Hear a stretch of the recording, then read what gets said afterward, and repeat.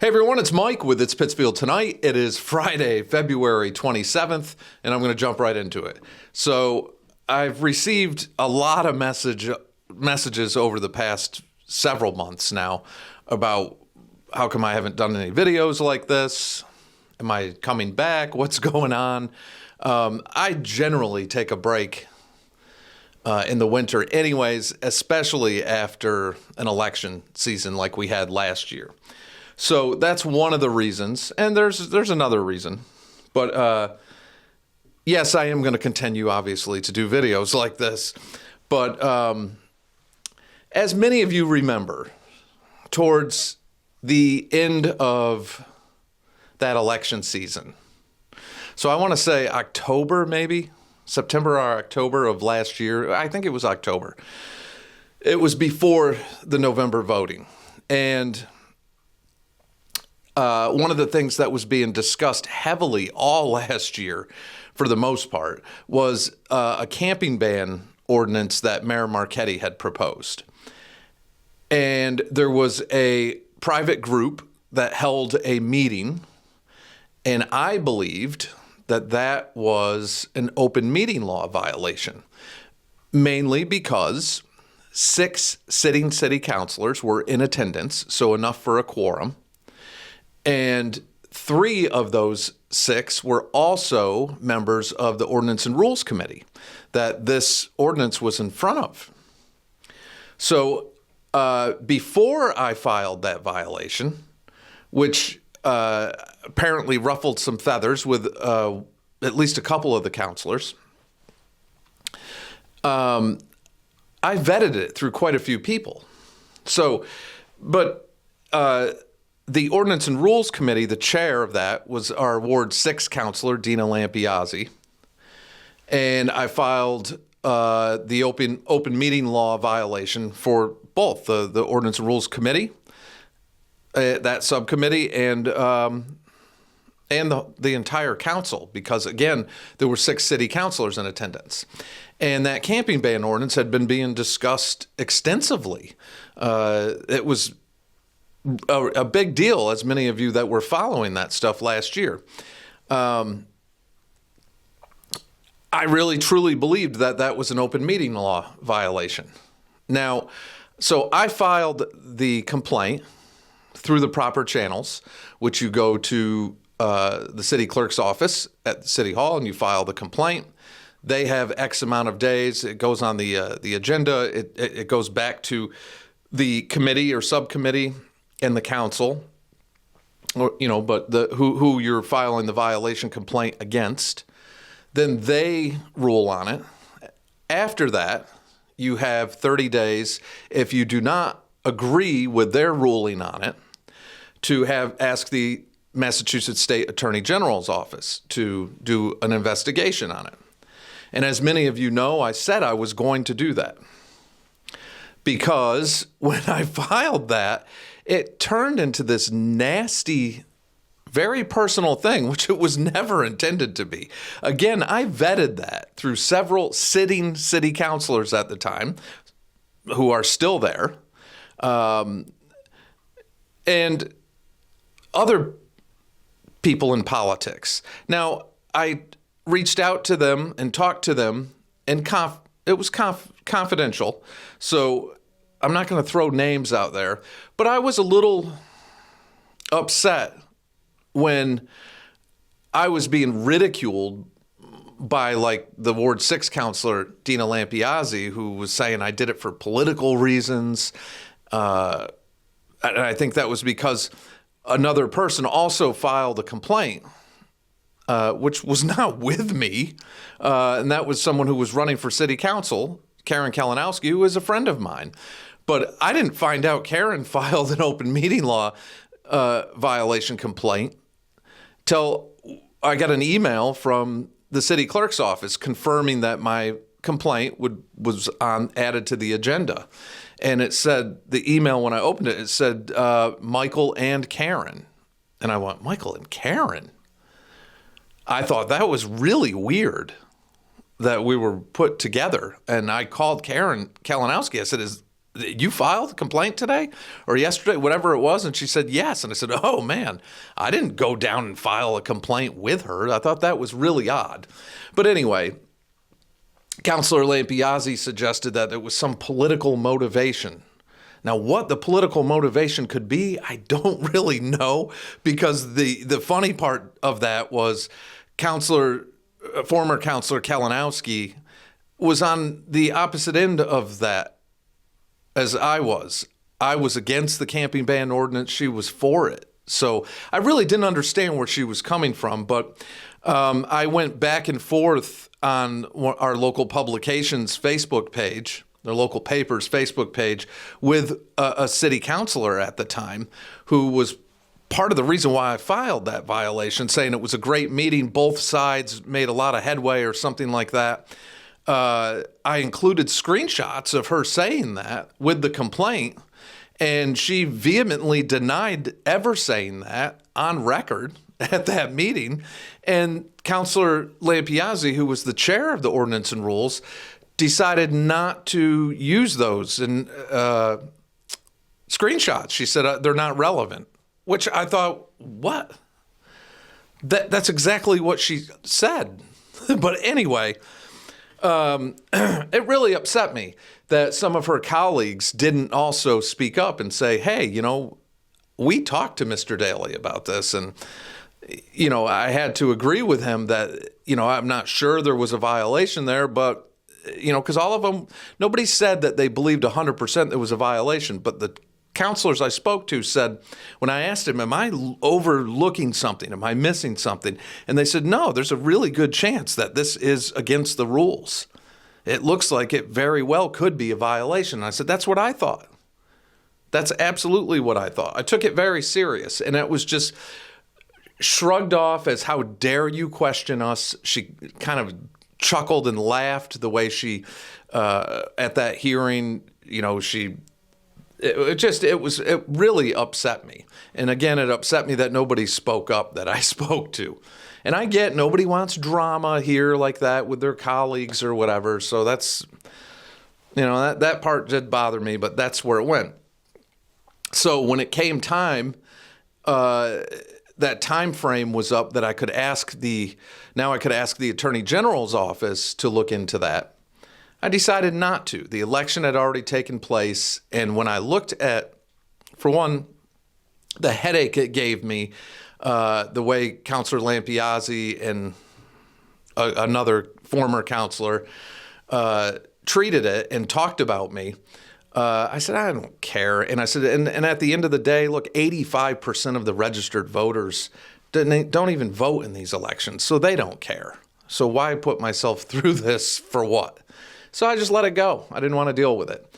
And I thought that was it, said and over with. So then fast forward to December, and one of the last meetings of the year, and of course, Counselor Lampiazzi decided to bring it up and throw out that it was politically motivated and something ridiculous like that, which could not be farther from the truth. And if she had just reached out and spoke to some of her colleagues that she's serving with now and she served with then, and they were honest with her, they could tell her, But so that was a big part of it. And I just said, I need a break from this. Every time I get involved in this political stuff and you try to do what's right or what you believe is right, you get accused of, government doesn't like to be questioned in any way whatsoever. So that for me was like, all right, I just really didn't want to get into it any further with the counselors.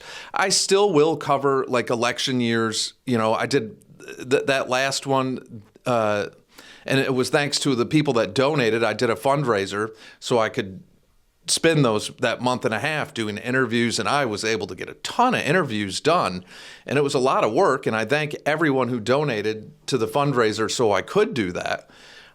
It was disappointing at how low the voter turnout was, where when you have almost 85% of your registered voters deciding to not participate, and that hurts. So, But again, I will still cover election cycles and things like that. As far as me getting involved and endorsing and doing things like I used to do, I don't see that happening. It would have to be somebody I'd really, really like. And that would most likely be for, again, like a DA race or a sheriff race or something like that. City council stuff, as far as City Hall, I have a great relationship with our mayor, Peter Marchetti. We don't agree on a lot politically, but he's very accessible and he's a very friendly, nice person. He's easy to talk to, and I have a good relationship with him. Mayor Marchetti's thing is, you don't have to agree with me, just don't be disrespectful. And I think he treats everyone that way. As long as you're respectful with him, you can have his ear. He listens. So he's been very accessible to do interviews with, to ask questions, things going on. And that's been nice to have that. And I'd like to keep it that way with City Hall. So I try to stay away from a lot of the extra drama. And again, hopefully that was a long way of telling that whole story. But a lot of people asked me, what happened with that? What happened with that? That's what happened with that. I don't want to fight with people like Councilor Lampiazzi. And if she thinks that I don't know how she thinks that was some politically motivated thing.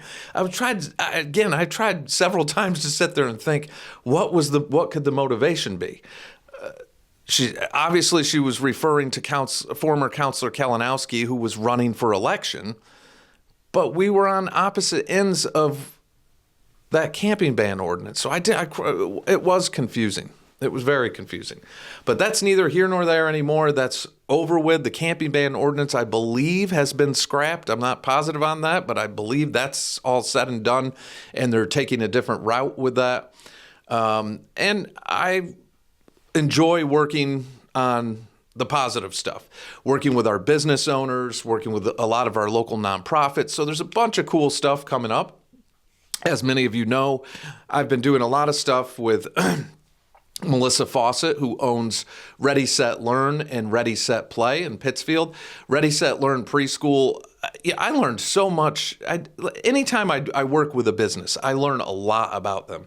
And that is a local business that I was just blown away and impressed. And preschool education is something that is so important. And to see how that facility, or there's two of them, there's the Dalton Ave location and the Wendell Ave location, to see how they are run and the professionalism and how much the children there enjoy it and they love the education part of it.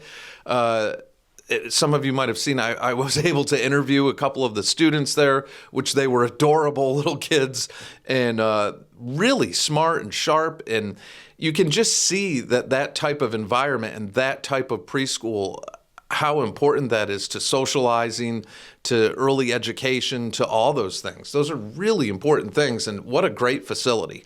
So I'll be doing more stuff with Melissa coming up. And we're going to be doing she also owns Ready, Set, Play, which is in the same plaza that Dick's Sporting Goods and Raymore and Flanagan are in there. We're going to be doing a video there, which will be a totally different type of thing than what we've done at Ready, Set, Learn, because that's just a place for kids to go and have a good time. So that'll be fun too, I'm sure. 413 Real Estate. Steve Ray there has been great. I've been working with him on a bunch of stuff, and he's been helping sponsor a lot of the driving videos that I watch, or that I record, and I know a lot of you enjoy those. So because of Steve with that and 413 Real Estate, I've been covering all over the place, from Great Barrington to North Adams to everywhere in between. So I get a lot of requests from people for certain neighborhoods and certain areas.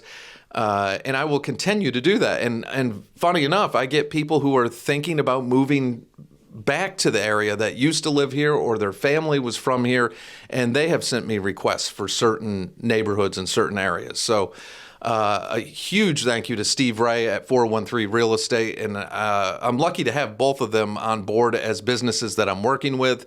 I also, this year, like I did last year, the Rotary Club of Pittsfield, which is a absolutely fantastic organization that does so much philanthropic work. They help so many charities and nonprofits and so many things going on. They do their annual auction every year at Berkshire Hills Country Club, and I'll be working with them for a couple big promotions for that you're going to see throughout the month, because that comes up March 28th. So that'll be really exciting. And with all the different things they also have, it's kind of like an auction within an auction, I think they call it. This year, it's the Berkshire Humane Society. So they'll be a recipient of a lot of the stuff, but they help so many things. I can't even tell you how many things. The list is, I can't remember it all, but the Rotary Club is a fantastic organization. Another thing that they have taken over that the Kiwanis Club did is the Park Square Flags of Honor. So now the Rotary Club will be taking that over so that can continue in Pittsfield. And that's just another fantastic thing that it was sad when I found out the Kiwanis Club was going to be no more and that wasn't going to be happening. And then the Rotary Club stepped in and they will be doing it. So that's a tradition that will continue thanks to them. So there is a bunch of stuff coming up, bunch of other businesses and stuff like that. So anyway, that's that. So this was kind of a long one, but it's been a while since many of you have seen me. Got COVID a couple times since the last time I did one of these, but that was a few months back. But hopefully things are good, and it's been a brutal winter. There's a lot to talk about. There's a lot to talk about with North Street, which I'm gonna have a bunch of stuff with that. Tyler Alderman, who owns Quick Fix Mobile Repair, I'll be doing something with him soon. Just a bunch of stuff. And I'm going to stop back in and check back in with Ashley at Thistle and Thorn on North Street. Ashley is fantastic. I'm sure many of you might remember the video I did with her going back maybe in September of last year. So I'm going to follow up with her because she's doing some changes and a remodel and a whole different thing there. So I definitely want to follow up with Ashley and see what's going on with that. And a bunch of other stuff. And of course, this is the year that has been discussed that the third change to North Street will be coming with parking and bike lanes. And so I'm going to check in with the mayor on that and a bunch of other businesses and people and trying to get some information on that also. And maybe even Ricardo Morales, the Commissioner of Department of Public Services. So, yeah, so that's it. Again, stay tuned. Ton of stuff coming up. There'll be a lot of videos coming up. And to everyone who did message me, asking me where I was, what was going on, what happened with that open meeting law, hopefully that explains all of it. So, all right, everybody, take care of yourselves, take care of each other, and I will catch y'all in the next few days.